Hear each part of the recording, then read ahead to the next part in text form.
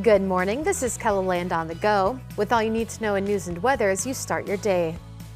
Officials have released the names of two people who died in a single vehicle crash while driving on I-90 through Mitchell on Wednesday evening.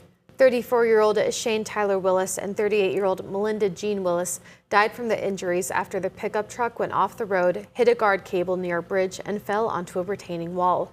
Two infants who were in the pickup have minor injuries. A vigil is being held for Shane and Melinda tomorrow at 6 o'clock at the Steamboat Park Picnic Pavilion in Pierre.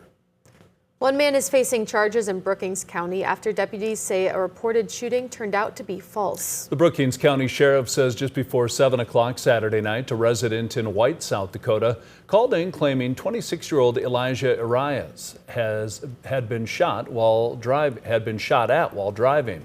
Arias also gave descriptions of suspects and vehicles. Investigators later determined the incident never happened. They say Arias was driving his roommate's car, fired a gun into the ditch, and a round hit the vehicle, causing Arias to panic and make up the report. He was arrested and charged with filing a false report, which is a misdemeanor in South Dakota. Arias has been released from the county detention center on a personal recognizance bond, meaning he did not have to pay any money, but is expected to return for court. Multiple fire crews in the Box Elder area were called to a garage fire Sunday afternoon. On scene, they found flames spreading from the garage into the roof and nearby grass. Firefighters were able to get the fire under control, and no injuries were reported. About a quarter acre of grass was burned. South Dakota's tourism industry is taking center stage today with a major announcement coming from one of the state's most iconic landmarks. Governor Larry Roden will speak this morning at Mount Rushmore, outlining new efforts to support and grow tourism across the state.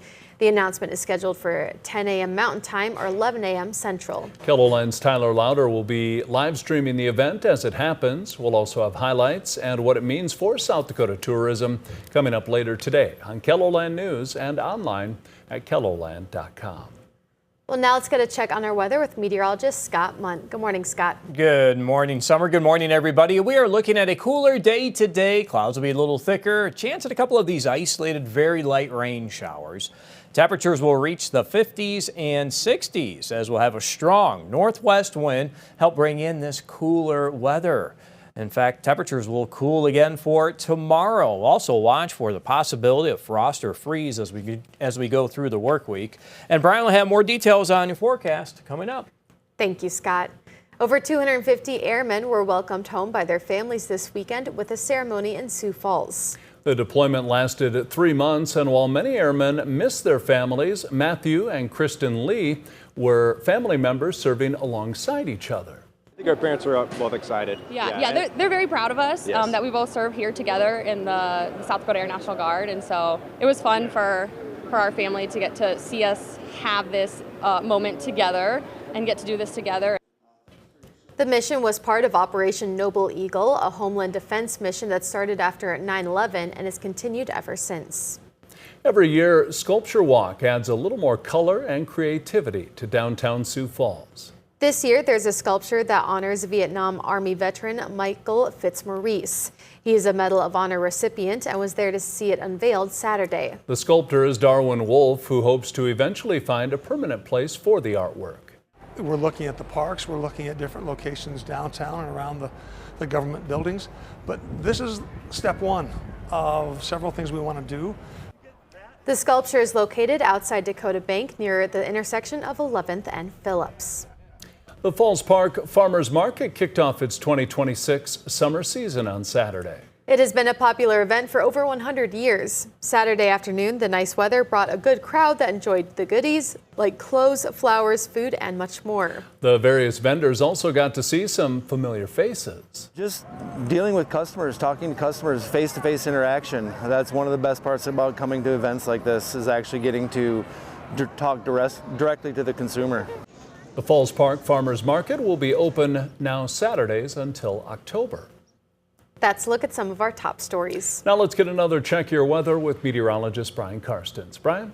All right, our weather forecast for today. Well, we're looking at temperatures here topping out into the 60s this afternoon, which is still a near normal weather, but the northwest wind that accompanies this front will be increasing and clouds too coming in. So we're definitely not nearly as warm as yesterday. A big change will be coming into the forecast. And of course, that's going to lead into some chilly overnight lows. Tomorrow morning, we're forecasting 35 Sioux Falls, nearing 30 or pretty close to that level in Aberdeen, even colder up into North Dakota.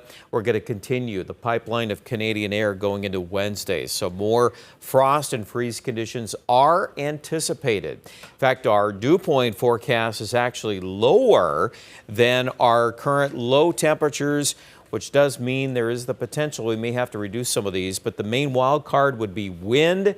And also I would add to that any cloud cover, which I don't expect that to be a big story during the overnight. So let's continue to monitor that even into Thursday. That's another morning where we could potentially have more frost and freeze headlines throughout the upper Midwest. So kind of a chilly week next 3 days. And of course, the highs, not very warm. Even today, you look at Aberdeen with a chance of a sprinkle and northwest winds. Our hourly temperatures are basically mid 50s at best, and falling here as we round out the afternoon. There's Sioux Falls too.